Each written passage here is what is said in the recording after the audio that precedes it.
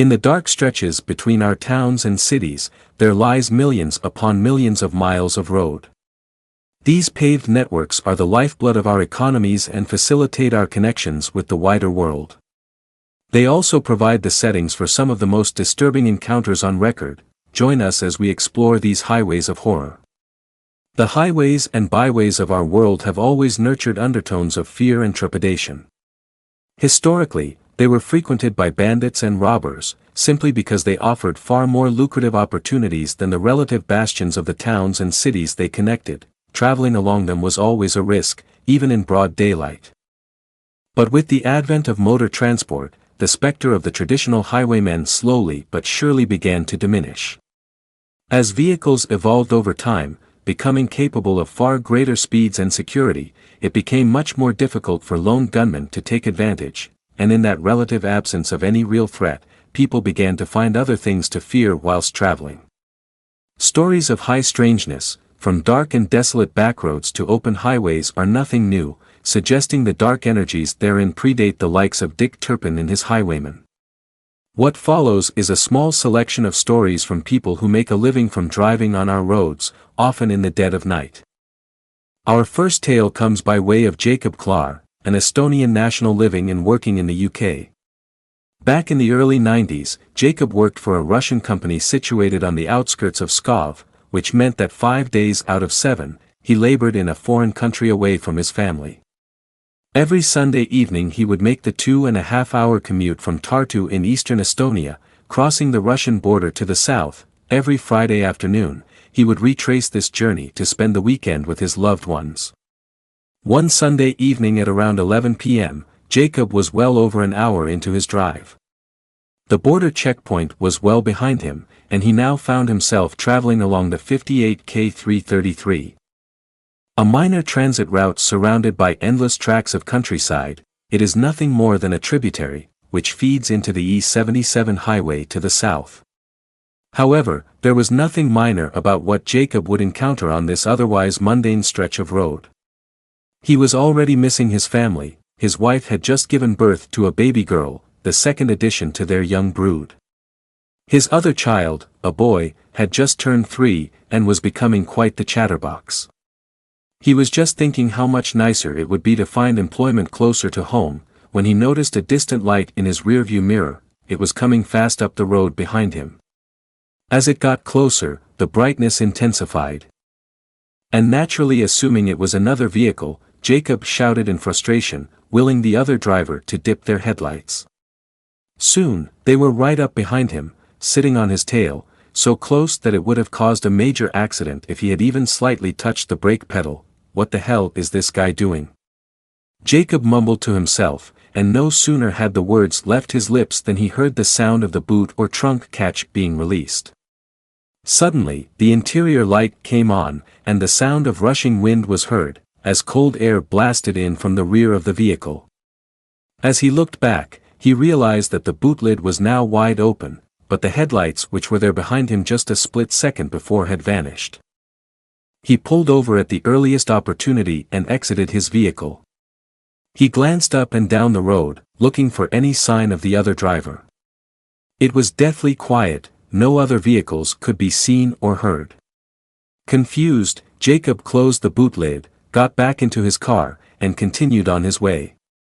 He had been on the road less than a minute when the light reappeared in the distance once more, again coming up fast behind his car. He noticed that it was a singular light source, and began to suspect that it was a motorcyclist playing games with him. As it settled on his tail, Jacob again heard the catch of his boot lid release, and sure enough, when he looked back, the tailgate was wide open. And the light had disappeared. Frustrated, he pulled over again, and this time made sure the boot lid was locked, but instead of continuing along his route, he turned the car around and headed back the way he came, hoping to catch the motorcyclist sitting in a lay-by further up the road. To his utter disbelief, almost as soon as he started moving, the light reappeared in the distance behind him, closing in at supernatural speed. This was impossible, as he knew full well that nobody had come past him when he stopped the car the second time. Nevertheless, the exact same sequence of events played out, and Jacob found himself having to stop once again to close his boot lid. he was completely dumbfounded. As he knew he had locked it. Something was obviously not right about the situation, and he began to feel more than a little spooked. When the light reappeared a fourth time, with Jacob having resumed his original route, he decided he'd had enough.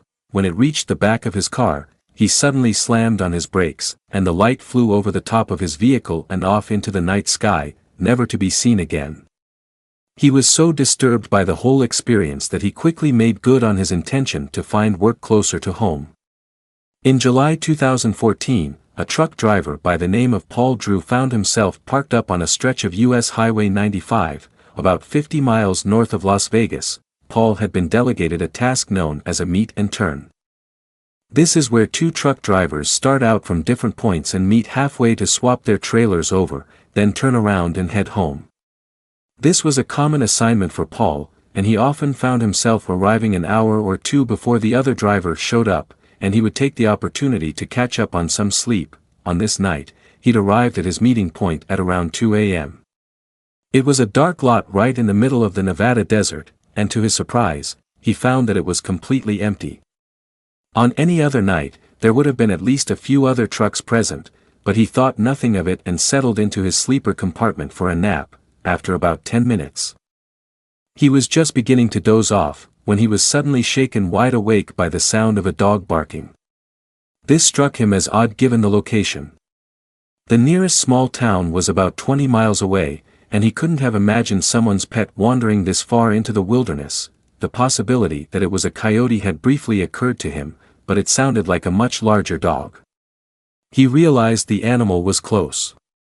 In fact, it sounded as if it was standing right outside his cab. Climbing out of his sleeper, he peeked out of the driver's side window, and to his surprise, in the dim moonlight, he saw the outline of a tall man standing there. He assumed this was the dog's owner. In that precise moment, he didn't know what to make of the situation, so he simply grabbed his flashlight and opened the window to talk to the stranger, but when his torch illuminated the scene, he recoiled. As the light passed over the man's face, he could see that it was in fact the man who was barking. There was no dog, his expression was sinister, snarling and inhuman in the way his mouth twisted and contorted when making the sound, and his eyes looked beady and aggressive, almost like a hostile dog's eyes. His bark did not sound like a human trying to impersonate a dog. It sounded exactly like a dog. Paul was so flummoxed by what he was seeing that all he could do was stare at this apparently deranged individual. After a minute or two, he turned away to grab his phone, hoping to record the commotion on camera, but when he turned back, he found that the man had disappeared and the barking had entirely ceased. His flashlight flitted back and forth across the lot, but he could see no sign of the tall man whatsoever. There was nowhere he could have gone in such a short space of time. Somewhat alarmed by the experience, he decided to remain inside his cab until the other driver arrived more than an hour later. His colleague didn't know what to make of his story, and put it down to the inherent high strangeness of Nevada state. Paul himself has never been able to shake the imperishable feeling that there was something beyond normal about his encounter. From the man's weird and inhuman expression, to his impossible disappearance, and the fact that it all happened out in the middle of nowhere, surrounded by miles and miles of desert. A year earlier in 2013, a delivery driver working for UPS in Washington, D.C. had an unlikely encounter with the men in black. Jim Wise had only been in the job for about 2 months, but quickly slipped into the monotony of delivering parcels in and around the U.S. Capitol. There was one particular building, the location of which he would not divulge, which was a regular drop-off point on his rounds. At least every other day, he would be required to deliver a parcel there. The premises were highly secure, surrounded by high fences, and the only way to gain access was via an intercom system on the main gate. Upon entry, Jim's routine would be to drive up to the main reception, press the buzzer, and hand the deliveries over to the usually uptight receptionist in exchange for her signature. One cold and frosty morning in January, he found himself driving through the main gate of the site once again, but this time when he buzzed reception, there was no answer. He tried a number of times, and waited for a couple of minutes before deciding to drive around to the rear of the building. He thought that maybe there was a loading bay somewhere, and that he could drop the parcels off there instead. But as he rounded the corner, he was met by a bizarre scene. About 20 feet further back from the main complex, there was another, slightly smaller building, with a sheltered walkway connecting the two. Underneath the shelter, walking towards the smaller premises, were three men, all dressed in dark suits and wearing fedora hats. Jim was taken aback by how incredibly tall and slim they were. Each of them was nearing the 7-foot mark, but their legs and arms were stick-thin, their waists barely the width of one of the delivery driver's thighs. Even more shocking was the way they walked, their movements all perfectly in sync with each other, but haphazard and all over the place, as if they were having trouble standing upright. They disappeared into the smaller building a short time later. Leaving Jim sitting there for a moment, wondering what on earth he had witnessed, he would go on to state how it's difficult to put into words just how surreal and unnatural these men looked, but he is steadfast in his conviction that it unnerved him to the core. Unfortunately for him, it would not be the last he saw of them.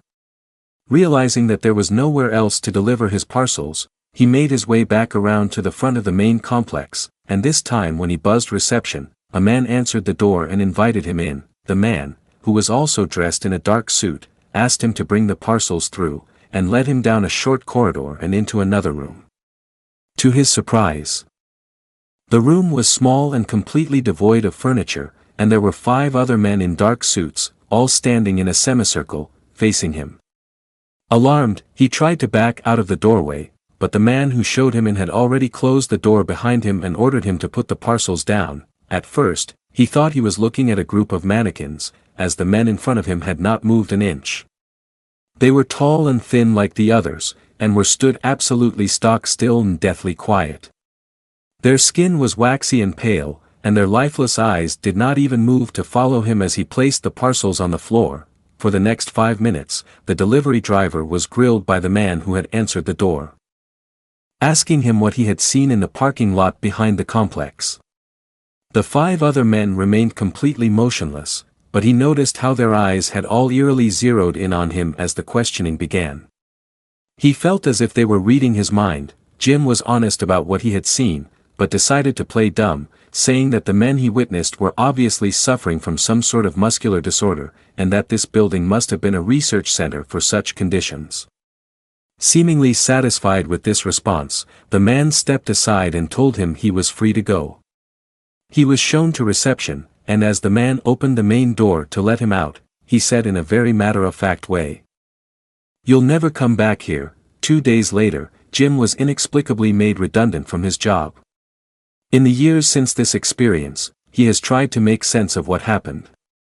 Whilst it's a possibility that those men were indeed suffering from some sort of muscular dystrophy, and that his subsequent interrogation was nothing more than a wild prank to scare him, he can't help but feel that there was something completely abnormal about the whole situation. In his story, he described the men he saw in that room as resembling mannequins, but he has since come to the realization that they in fact reminded him of something else.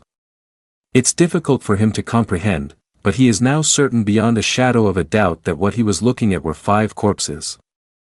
In various fringe accounts regarding men in black, many people who have encountered them at length have stated how intelligence is beyond our own, use reanimated bodies of the dead in order to blend in. Regardless of how sensational these 3 stories may seem, the people who shared them believe implicitly in what they experienced. Whilst it's true that these encounters may be explained away by tiredness, or the clever pranks of adept tricksters, there is always the possibility that there was something out of the ordinary taking place. In short, whether you believe these stories or not will depend on your own experiences out on the road. Drive safely.